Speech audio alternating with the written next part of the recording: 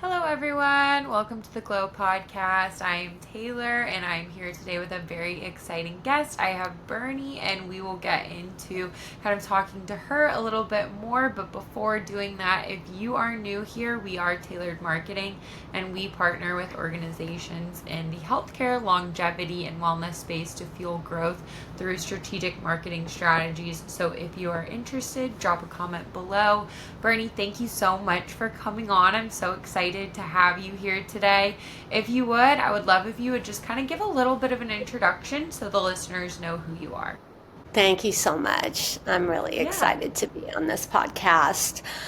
As Taylor said, people refer to me as Bernie, but to be official, it's Bernadine Freed. And I am a trauma-informed psychotherapist, mainly focusing on working with addiction and mental health. I've been licensed since 1998, so that's a really long time. And I'm currently one of the founders at Red Door Life, as well as doing an individual private practice here in Los Angeles, California, up in Laurel Canyon, where my guest house is. Awesome. That is so amazing. And yeah, I'm sure we'll get into talking a little bit more about Red Door and some of your private practice as well. But I would love to just what kind of led you into therapy and addiction recovery, like you said? What kind of got you interested in that and into the field? Yeah, it's a long and winding story in that I myself am in recovery 37 years, Wow. and I come from a background that's pretty wrought with addiction. Growing up here in LA has its own challenges. You get exposed, or rather, I did for sure, really early on. And um, in my family, I have a lot of addiction, and being the youngest of four, my brother unfortunately overdosed and died. It's been since 1994. So I think that Wow, I'm that so was really the sorry. touchstone. Yeah.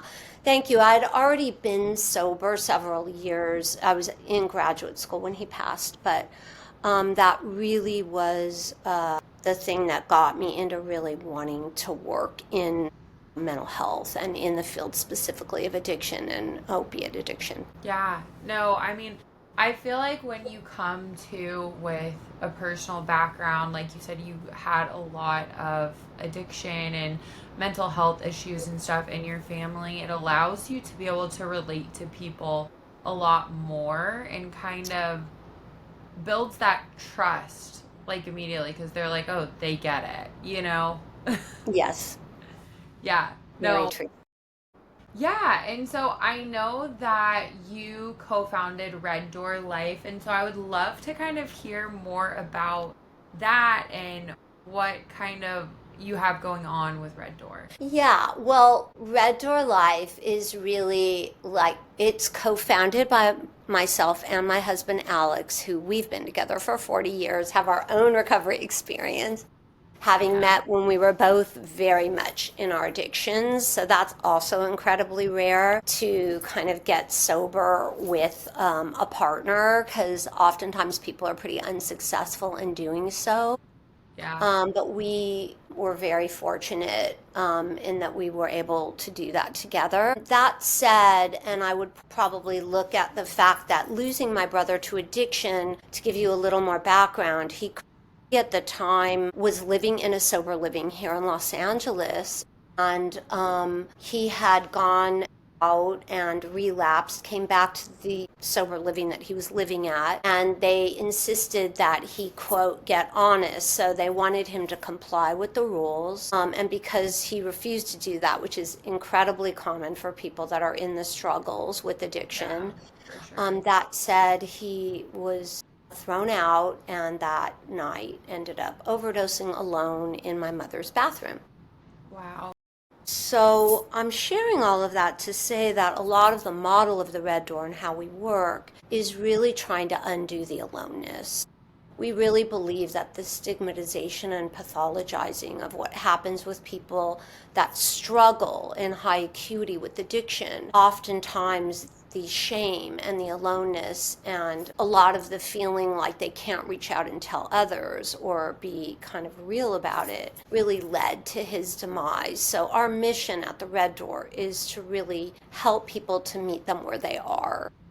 Yeah. Which most models are very much based, and I've worked in a lot of treatment centers. I've worked in treatment since I had less than a year sober, so I was really in the trenches and have seen all the Yeah. models. And it's really our belief that the abstinence only 12 is not necessarily for everybody, and we really go from more authenticity and a multidimensional approach with working with our clients. So that was Yeah. a big mouthful to say. Basically, that's No, that's what we come awesome from. though. And I think that that's so important, because you do have to meet people where they're at. It's not kind of like, okay, here's this one approach, and like, I'm sure that one approach will work for a lot of people, but then it won't work for some people too. And then those people, you have to, like you said, meet them where they're at, kind of.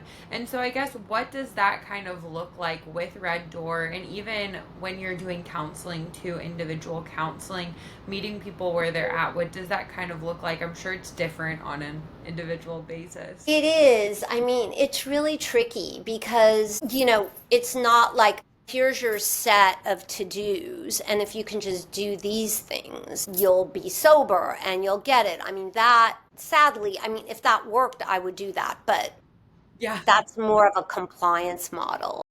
Yeah. And anybody can check the boxes. I can hold my breath for as long as you need me to until I'm going to go out and do what I really want to do. Yeah. So, back to like meeting people in authenticity, which is more what I would call client led. And if I were to use a modality, I would probably say it's more along the lines of motivational interviewing, which is actually looking at where the person's motivation lies as opposed to where mine is. Because Yeah. where mine is doesn't really matter. It's kind of like a power dynamic where often people, when they're sitting with a therapist or in a treatment center, they sort of throw up their hands and tell the person, well, just tell me what to do here. And what I really work hard on is trying to understand what the person's motivation for being sober actually is, not mine, if that makes sense. Yeah. No, that definitely makes sense, because you can have as much motivation as you want for them getting sober, but if they don't have it, or like you think their motivation for getting sober is something completely different than what it actually is, your treatment style will probably not be in line with them, because your motivations are two completely different things. Exactly. That's exactly right. Yeah, no, that totally makes sense. And I know also that we talked about too before, and I read on your website that you all have, you advocate for harm reduction as well Yes. over strict abstinence. And so for someone who's maybe not familiar with this concept, what does that kind of look like? Well, a harm reduction model is looking more at where the person actually is, because we all would like the goal to be total sobriety and abstinence, but not all people can start certainly there. And Yeah. in fact, a lot of people sometimes need to be on, like, there's medication management, like in opiate dependency, for example, there are long term medication management like Subutex or Suboxone or some of the other longer term medications that for some people they need to be on that a lifetime because stopping it, they end up back in the cycle of addiction.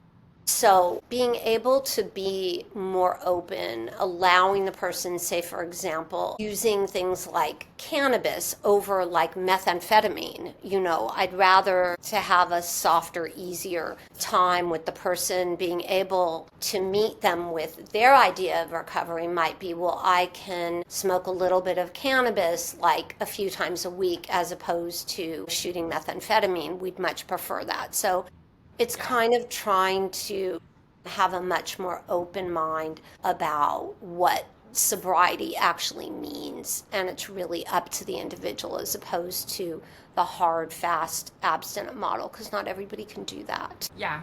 No, and like you said too, it's like, okay, we'd rather you do this than do this thing that is probably a lot worse. And if that's where you're at, then we want to be able to support you where you're at. So it kind of goes back to that, just like meeting them where they are almost. Like it's like, okay, if we can't do this, be completely sober, then like let's at least stop doing meth or, whatever that may be. Right, and if you look at the word, like the idea of harm reduction, them, smoking weed a little bit or doing, cannabis over like injecting, methamphetamine or smoking fentanyl or any of these other things, Yeah. that's where the reduction in harm comes into play. So it's actually reducing the potential for death or, just all the other things that come along with it. Yeah, no, that completely makes sense. And I feel like that's really, really important as well. And do you think that, like, the authenticity and compliance and treatment that you were talking about earlier, do you think that that creates kind of the best chance for them for long term recovery as well? I do. And I also just simply think that staying in treatment longer is important because it's Yeah. not like so one and done kind of thing. Like, I think a lot of people are under the impression that if they spend a bunch of money and they get all of these promises, thrown at them, if they just invest enough financially, that will then allow them to have this incredible recovery. And again, it's like the car wash principle, the idea that I go into this place, I spend 30 days there, and then I come out like all squeaky clean and live my life. Whereas, as we know, it's way more complicated and longer term than just that. Yeah. So, we have to build the kind of program that creates a more integrative lifestyle, and that unfortunately sometimes takes time. And we have people at the Red Door anywhere from 3 months, we have people there literally a couple of years, based on the acuity and where they are there in their Yeah. lives. No, that totally makes sense. Well, and you're right too. Like a month, I feel like after a month, you're just kind of building a habit. It's not long enough, to build really any sort of habit. Like you're probably building that habit, but it's like it's not there yet fully, where you're like, the longer you keep doing anything, whether it's exercising or like even if you're quitting smoking, like after the first month, like you're very likely to start smoking again still. But like the longer term that you go with not smoking or like with exercising or eating healthy, the more likely you're going to be to do it if you've been doing it for like 3 months or a year, because it's just like almost second nature at that point. It is, and I think that there's a really important community factor to that, meaning that when Yeah. you're connected to a community of others, because addiction so takes place like in shame and very much alone, and it's often so hidden that Yeah. it takes time to build the relational attachment piece with others that also helps to reduce shame and helps you feel like I can live this life where other people aren't going to judge me and they get it because they've been there. And so there's something really important about building the social connections as well in recovery and in sobriety. Yeah, no, I think that that's a great point. I'm sure people that are like living at Red Door, they probably become like family because they're going through the same thing together. So it's almost like you want to stay there too because it's like, why would I want to leave my community too? Right. Yeah. No, that totally makes sense. And so I know also with addiction as well, there have been some different kind of discoveries with like different psychedelics and other drugs as well. Could you kind of speak to that a little bit more and kind of what you see on the horizon with maybe new forms of treatment for addiction? Absolutely. This is a really important, interesting area for me of interest. I am a psychedelic somatic interactional psychotherapist, so I've been trained with ketamine and with cannabis. So, what happens in addiction is people end up in these very avoidant kind of patterns, like a rutted pattern in their system that is Yeah. often really hard to break. And with like ketamine, for example, if somebody is has suicidal depression, or that's part of the looping that they go to. By utilizing ketamine assisted therapy, it can break the patterns of the way that they're rutted in their brain, and the neuroplasticity is then accessed. So it sort of softens this very like obsessional loop of what addiction creates in the system. And that is also true. I mean, there are a lot of studies with, for example, MDMA for people that have trauma. So it gives them a sense of safety in their bodies that sometimes people have never felt ever. Hence the addiction, which is why oftentimes people end up in the numbing of addiction. So I believe that psychedelics, there's such an opening there for potential really positive treatment for people to heal. Yeah, no, that's so cool too. It's very cool because like I've even read some of the research with primarily with MDMA and PTSD and everything.